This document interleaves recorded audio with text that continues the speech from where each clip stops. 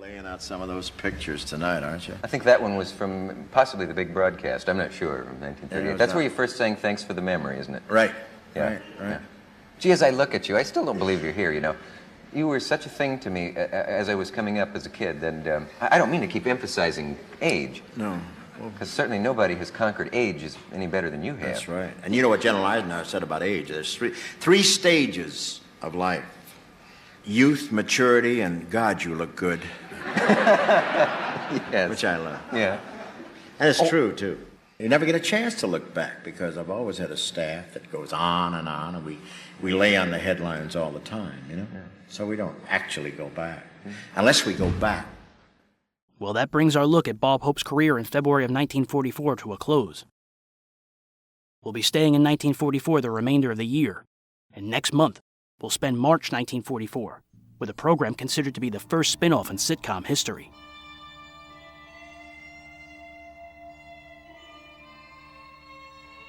See, after they called the character Throckmorton, then I moved in next door. Remember, I was his neighbor, and I even had a wife on the show, but she was never heard.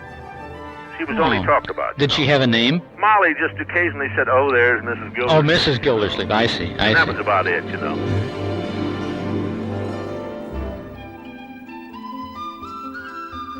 When I made the transition from my own show and became a bachelor, I don't think I even had one letter asking what happened to your wife.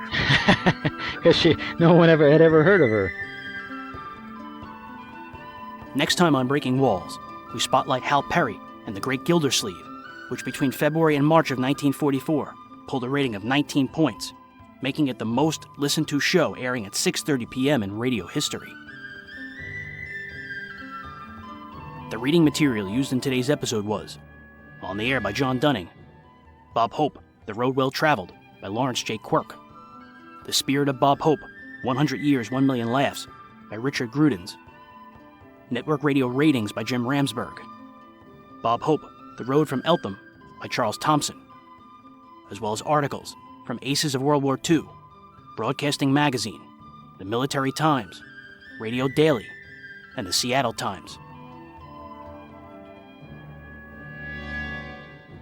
On the interview front, Bob Hope was with both Dick Cavett in 1972 and Johnny Carson in 1974. Ken Carpenter, Jim Jordan, Harriet Nelson, Wendell Niles, Hal Peary, and Lorene Tuttle spoke with Chuck Shaden. Hear these chats at speakingofradio.com. Jim Jordan also spoke to Dick Bertel and Nick Corcoran for WTIC's The Golden Age of Radio. Hear this interview and many more at goldenage-wtic.org. Red Skelton spoke with Merv Griffin in 1975. And Bing Crosby spoke with Same Time, Same Station. Selected music featured in today's episode was Thanks for the Memory by Bob Hope and Shirley Ross, and Ghost Bus Tours by George Fenton. Subscribe to Burning Gotham, the audio soap opera set in 1835 New York City. It's available everywhere you can get a podcast and at burninggotham.com. Special thank you to Ted Davenport, Jerry Hendiges, and Gordon Skeen. For Ted, go to radiomemories.com. For Jerry, visit otrsite.com. And for Gordon, go to pastdaily.com.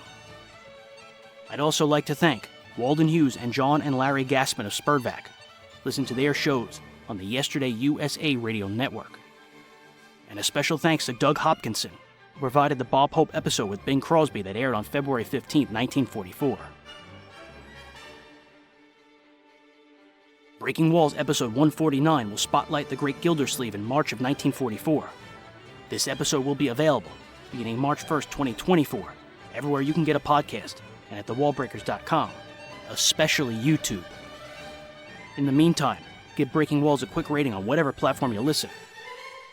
You can also join the Breaking Walls Facebook group at facebook.com/group/thewallbreakers. And support this show for as little as $1 a month at patreon.com/thewallbreakers. So until March 1st, my name is James Scully. This has been Breaking Walls episode 148. And I'll catch you on the flip side. Thank you very much.